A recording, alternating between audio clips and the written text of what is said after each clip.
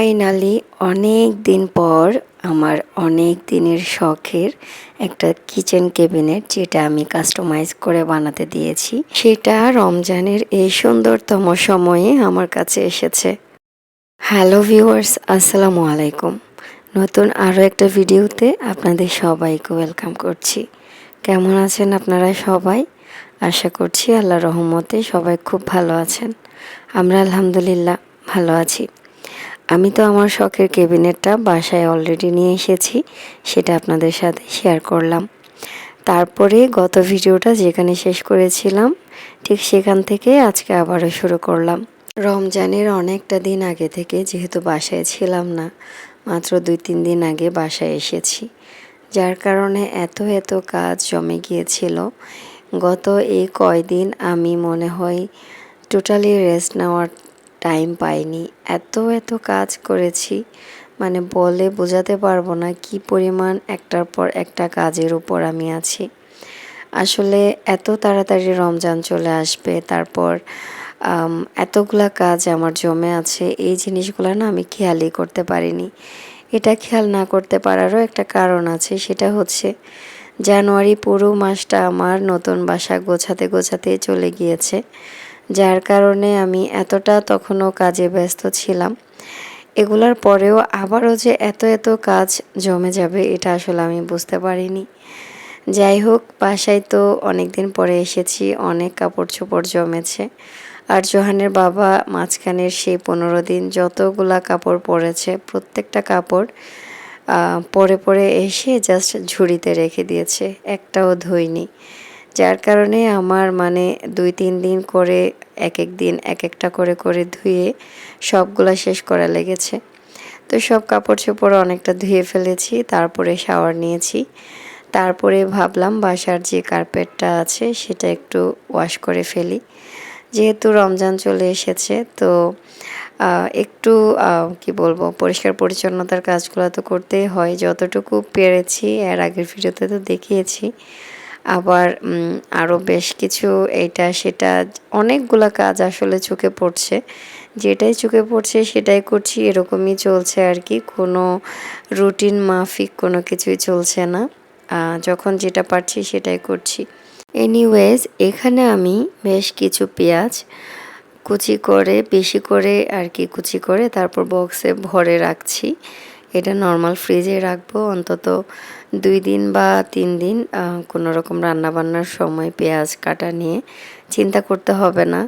আমি জানি না আপনাদের এমন হয় কি না, আমার আসলে পেঁয়াজ কেটে রান্নাবান্না করতে ভীষণ আলসেমি লাগে।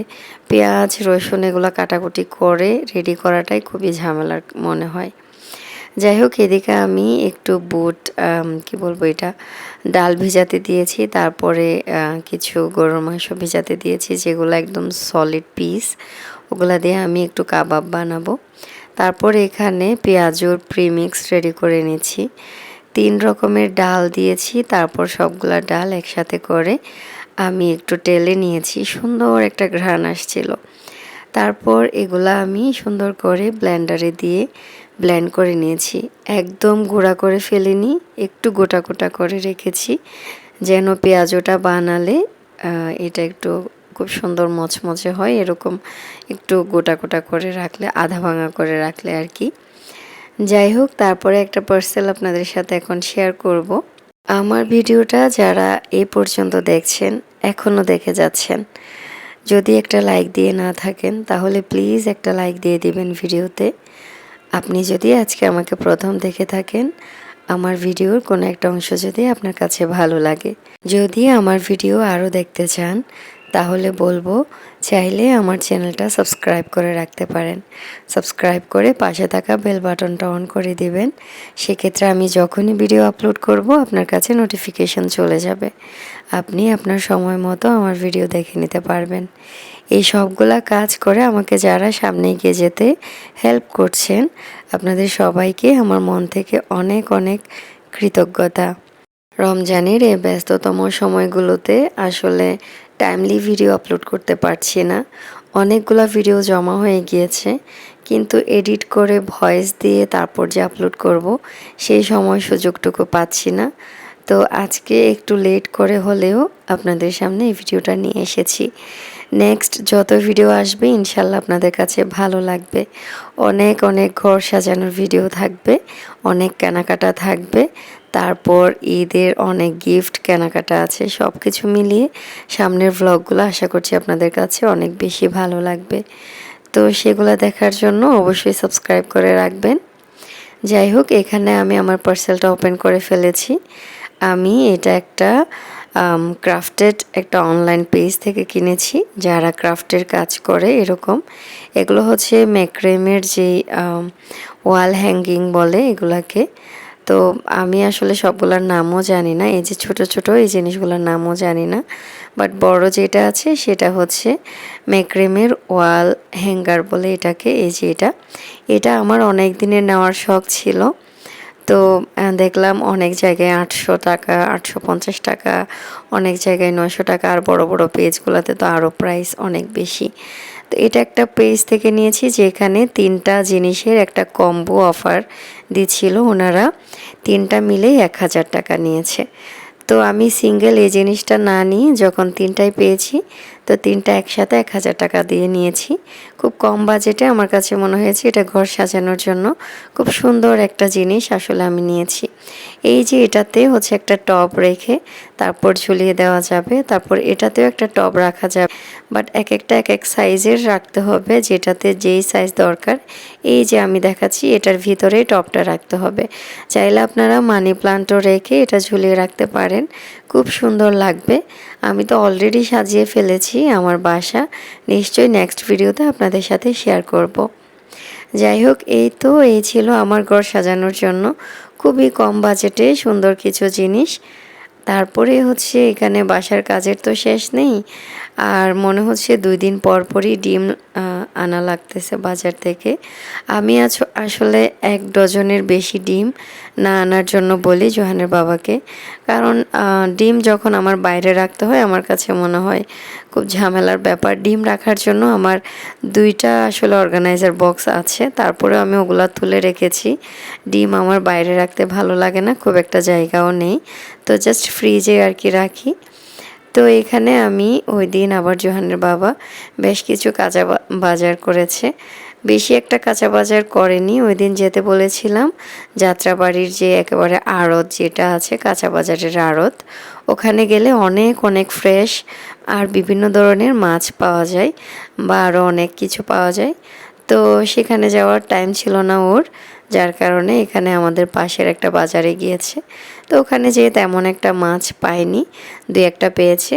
তো আমি তখন বলেছিলাম 2টা ব্রয়লার মুরগি আর হচ্ছে 2টা সোনালি মুরগি যেটা বলে আর কি, ওই 2টা আনার জন্য। তো ব্রয়লারটা আমি এখানে সলিড পিসগুলো আলাদা করে রেখেছি, যেন বিভিন্ন স্ন্যাক্সগুলো বানাতে পারি, ফ্রোজেন স্ন্যাক্সগুলো। তারপর বাকি পিসগুলো আলাদা আলাদা করে কেটে নিয়ে এসেছে। তারপর এখানে আমি ও মাছ এনেছে, ট্যাংরা মাছ। তো বুয়াকে বললাম আপনি 2-একটা আমাকে একটু কেটে দেন, যেন আজকে রান্না করতে পারি। আর এখানে পাবদা মাছ এনেছে, এই 2টা মাছ, আর সাথে হচ্ছে বেশ বড় সাইজের একটা রুই মাছ এনেছে। সবগুলা কেটে এনেছে, বাট ওই 2টা মাছ কেটে আনেনি, ওগুলা আসলে কাটতে হবে। যাই হোক, এই যে তারপরে হচ্ছে আমার ড্রয়িং রুমে চলে এসেছি। ড্রয়িং রুমের সোফার যে কাভারগুলো আছে, বেডের যে কাভার, ওই কাভারগুলো সব ওয়াশ করতে হবে।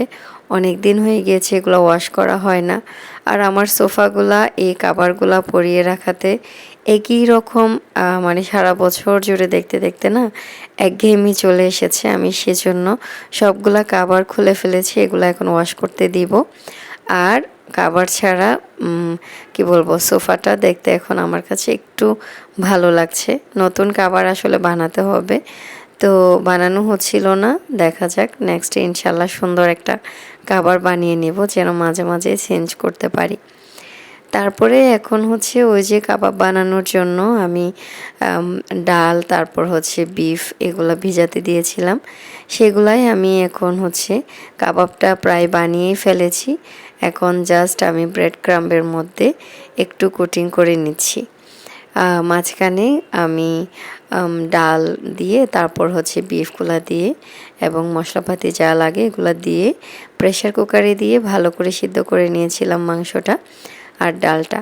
তারপরে হচ্ছে এগুলো প্রসেস করে আমি এখন ব্রেড ক্রাম্পের মধ্যেই এটা কোটিং করে নিয়ে তারপরে ডিপ ফ্রিজে এটা কি বলবো ফ্রোজেন করে রাখবো, যাতে করে যখনই দরকার পড়বে এটা বের করে ভেজে খাওয়া যাবে।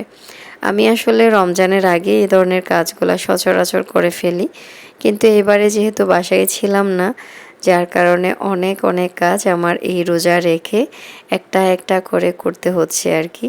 কিছু করার নেই আসলে। রোজার আগে করতে পারলে না রোজার মধ্যে একটু স্বস্তি পাওয়া যায়, একটু ইবাদত করার টাইম পাওয়া যায়, নামাজ দোয়া বেশি বেশি করে পড়ার টাইম পাওয়া যায়, কোরআন শরীফ পড়ার টাইম পাওয়া যায়। এখন আমার এমন অবস্থা যাচ্ছে যে আমি জাস্ট কাজের উপর দিয়ে যাচ্ছি। আর আসলে এটা শুধু কি আমার হচ্ছে কি না জানি না, আপনাদের কি কারো হচ্ছে যে রমজান আসলেই এখন যেন কাজটা আসলে বেড়ে যাচ্ছে, অনেক বেশি কাজ বেড়ে গিয়েছে এমনটা ফিল হচ্ছে? আমার না যেহেতু বাসায় ছোট বাবু আছে, আমার কাছে মনে হচ্ছে সকালবেলায়ও হচ্ছে একটু মানে খাবার দাবার গরম করে বাবুকে দেওয়া, দুপুরে আবার ভাত টাত রান্না করে বাবুকে খাওয়ানো, রান্না করা বাবুকে খাওয়ানো, এই দুইটা কাজ তো ঠিকই আছে। তাহলে আমাদের আসলে বাচ্চার মায়েদের কাজটা কমে নাই কোনোভাবে, বলতে গেলে সেহেরি ইফতার এই জিনিসগুলো আরও বেড়েছে। আর যাদের বাসায় বাচ্চা নেই তাদের হয়তো বা কিছুটা স্বস্তি, সকালে তো রান্নার বা খাওয়ানোর কোনো ব্যাপার নেই, দুপুরেও রান্নার বা খাওয়ার কোনো ব্যাপার নেই, তারা হয়তো বা একটু বেশি টাইম পাচ্ছে। বাট বাচ্চার মায়েদের হাতে আসলে তেমন কোনো টাইম নেই। যাই হোক, এখানে আমি ওই দিন কাবাবের পাশাপাশি আমি একটু ডিম চপ বানিয়ে নিচ্ছি। ওই দিন আমার মেজো ভাসুর বাসায় আসার কথা, তো উনি আসলে আমি গত বছর যখন আমার বাসায় এসেছিল আমি ডিম চপ আলুর চপ এগুলো করে দিয়েছিলাম, খুব পছন্দ করেছিল, ভাইয়া খুব পছন্দ করেছিল, বাসায় যেয়ে ভাবিকে বলেছিল। তো আমি যখন ভাবির বাসায় একদিন গিয়েছিলাম ভাবি বলেছিল তোমার ভাইয়া তো তোমার ডিম চপ খুব পছন্দ করেছে, আমাদের একটু বানিয়ে খাওয়াইও তো। তো এরকম আর কি, যার কারণে ওই দিন যেহেতু ভাইয়া আসছিল তো আমি ওই জন্য একটু ডিম চপ রেডি করে রাখছিলাম। তো জাস্ট ওনার জন্য করছি এমন না, আমি এখানে প্রায় 8টা ডিম চপ করেছি 2টা ডিম দিয়ে। তো এখান থেকে ওই দিন যা লাগে ভাজবো, বাকিগুলা ফ্রিজে রেখে দিব যাতে করে পরবর্তীতে আমরা খেতে পারি আর কি। এইসব কাজগুলো আসলে আমি আমার জোহান বাবা যখন ঘুমাই ঠিক সেই টাইমে করতে হয়। তো সে প্রায় 3টা বা 3টার পরের দিকে ঘুমিয়ে পড়ে দুপুরে খাওয়া দাওয়ার পর। তো তাকে ঘুম পাড়িয়ে আমি এই কাজগুলো করেছি। পরে আমি এখানে ইফতারি রেডি করার জন্য এই যে অলরেডি চুলায় বসিয়ে দিয়েছি, পেঁয়াজটা বসিয়ে দিয়েছি, সাথে এখানে ছোলা বসিয়ে দিয়েছি।